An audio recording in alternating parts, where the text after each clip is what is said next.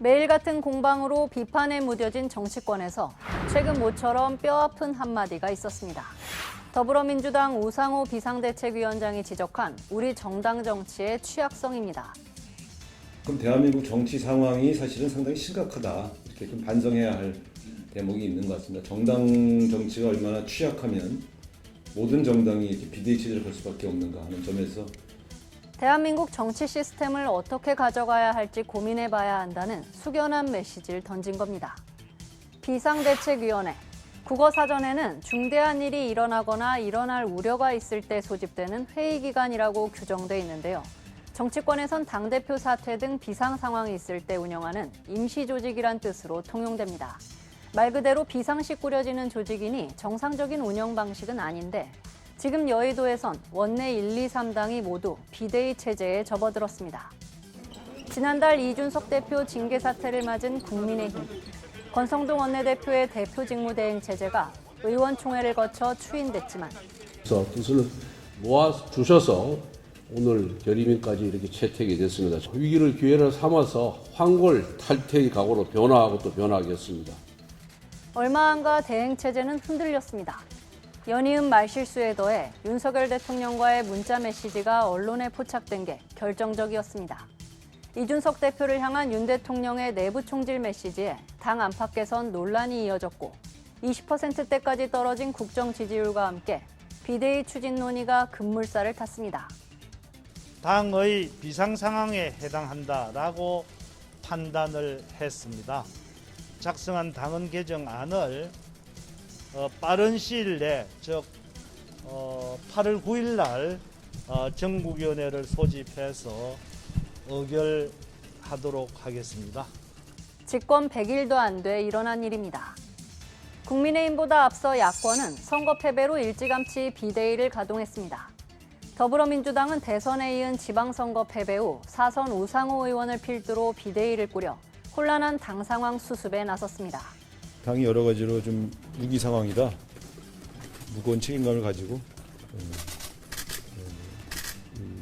당의 면모를 일신하고 국민들의 신뢰를 회복할 수 있는 그런 방안을 찾아서 민주당은 이달 말 전당대회를 앞두고 있어 새 당대표가 선출되면 여당보다 서둘러 총선 준비에 박차를 가할 수 있게 됩니다. 지난 선거에서 존재감이 사라졌다는 혹평을 받은 정의당 역시 비대위 체제로 전열을 가다듬고 있습니다. 우리 안의 문제를 찾아내고 죽을 힘을 다해 개선에 나아가야 합니다. 오늘 전국위원회는 그런 의지를 다시 모으는 출발점입니다. 존폐 위기에 혁신안을 꺼내 들었지만 아직 효과는 미지수인 가운데 거대 양당에 맞설 새로운 정치를 선보일 수 있을지가 관건입니다. 이 같은 비대위 체제는 우리 정치권에서 수시로 되풀이되었습니다. 보수 진영에선 최근 10여 년간 8번, 평균 1년 6개월마다 비대위 체제가 들어섰습니다. 그러나 내부 인사든 외부 인사든 역대 비대위원장 다수는 당내 역학구도에 휩쓸려 쇄신 작업에 부침을 겪었습니다. 사실상 유일한 성공 사례로는 2011년 박근혜 비대위가 꼽히는데요.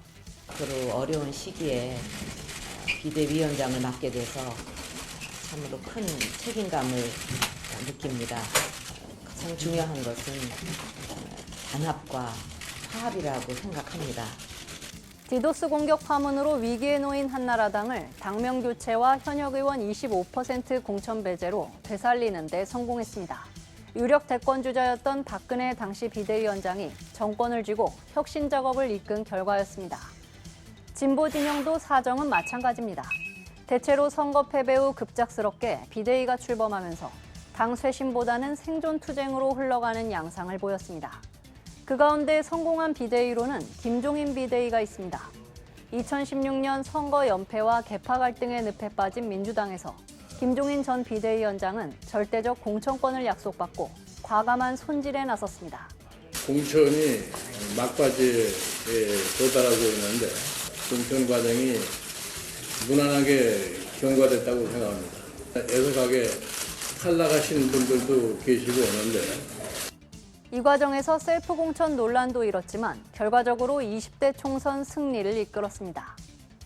여야 모두 수시로 비대위가 등장하다 보니 비대위 유형도 다양합니다. 관리형, 혁신형, 그리고 절충형, 진단형 등인데요. 대표적인 건 쇄신 작업에 방점을 둔 혁신형 비대위와 조기 전당대회를 준비하는 역할의 관리형 비대위입니다. 현재 여야 비대위 체제는 모두 관리형 비대위에 그칠 거란 관측이 많습니다. 결국 새 대표가 총선 공천권을 쥐고 리더십을 발휘할 전망이어서 비대위의 역할과 권한은 제한적일 수밖에 없을 것으로 보입니다. 그동안 대다수 비대위가 관리형 비대위에 그친 데다 시한부 권력으로 임기도 짧다 보니 위기를 수습하며 중립성을 지키는 일만도 벅찬 상황이 연출됐습니다. 반복되는 땜질 처방 속에 근본적인 정치 구조나 의회 민주주의의 변혁에 대한 논의는 멀어져 온 겁니다. 민생위기와 감염병 사태로 고통스러운 신음이 이어지고 있는데도 정치권은 국회 공전 사태 후 이제 당권 경쟁에 여념이 없습니다.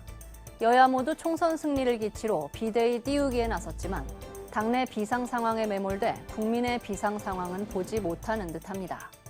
미국의 작가 제임스 프리먼 클락은 정치꾼은 다음 선거를 생각하고 정치가는 다음 세대를 생각한다는 말을 남겼습니다. 스쳐가는 정치꾼에 그칠지 위대한 정치가로 남을지 국민의 대표들이 그 답을 고민해야 할 때입니다. 지금까지 여의도 풍향기였습니다.